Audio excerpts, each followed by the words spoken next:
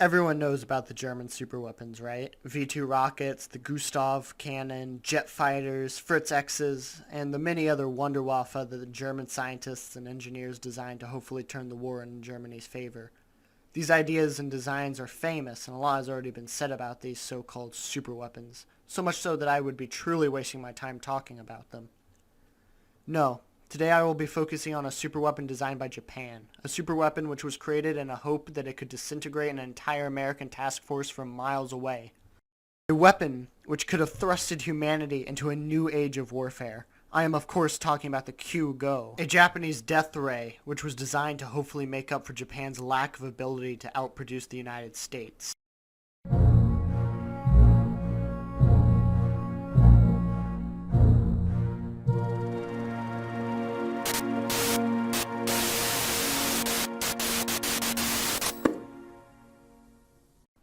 Now, death rays were not a new concept. Many people prior to the Japanese attempted to design and build them, with most of the results being lackluster to say the least. Most of them only able to kill mice and other small animals at point-blank range after extended periods of time.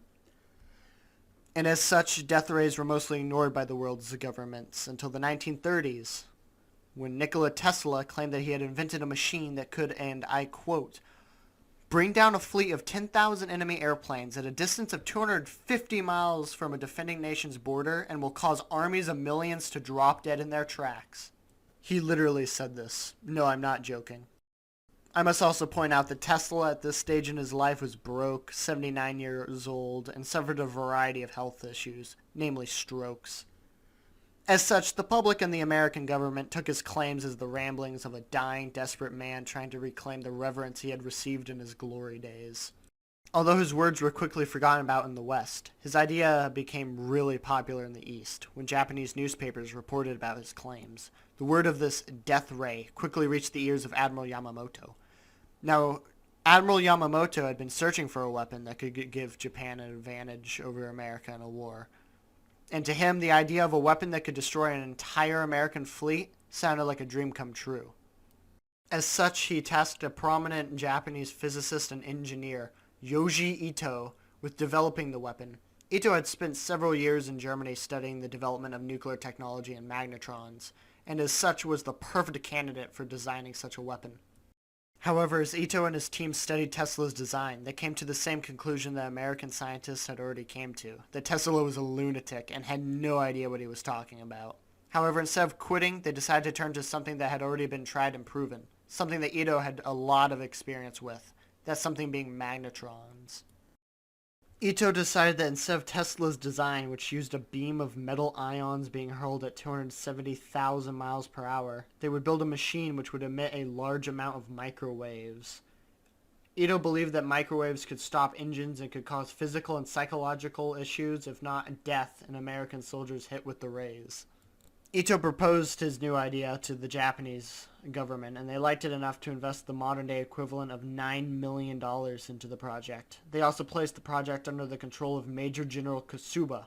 Ito and his team were sent to a new laboratory in the Shioko prefecture, where the weapon they were developing was given the codenamed Q-Go. Years passed, and as the Pacific War raged on, the project was still being worked on. In 1943, Ito and his team discovered that mice, rabbits, groundhogs, and even monkeys experienced lung bleeding when they were up to 2 meters away from a powerful magnetron that they had produced. Later in 1943, Ito and his team managed to stop a car engine, but failed to do so when the engine was protected by a hub. Plane engines proved to be impossible to stop, with or without protection. In 1944, the largest experiment was conducted regarding the Q-Go, after the team had acquired their first prototype. The Q-Go's prototype was a 80-centimeter magnetron powered by 30 kilowatts of electricity. The magnetron emitted microwaves via an antenna at the bottom of a 1-meter wide reflector. In the first test, the Q-Go was put up against a rabbit at 30 meters away. It took 10 minutes of concentrated fire from the Q-Go until the rabbit died. A groundhog they also tested the ray against took twice as long to die. Because of supply chain issues due to American air attacks on Japanese infrastructure, Ito and his team could not acquire a monkey.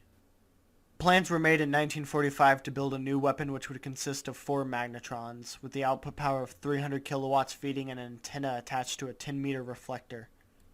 Ito and his team calculated that such a weapon could kill a rabbit at 62 miles away after 10 minutes of direct fire. However, plans were put on hold indefinitely when Imperial Japan capitulated. I have tried to find out where the Kugo's prototype ended up, but I believe that it, like most Japanese military research, was scrapped and the prototype destroyed as to keep it out of American hands. It is unclear of whether any photos of the Kugo exists, with a variety of images online claiming to be the Kugo. However, none of these look like how the machine was designed or described. I mean, this one is literally a destroyed radar dish. Like most Axis superweapons, the Kugo is overall surrounded in speculation, and the information we do have paints a really ugly picture, one which shows the honest reality for most superweapons during World War II. That reality being that these weapons were a waste of time, money, and manpower, and while few were successful, most failed due to technological limitations of the time. For every Manhattan Project, you have 100 Kugos.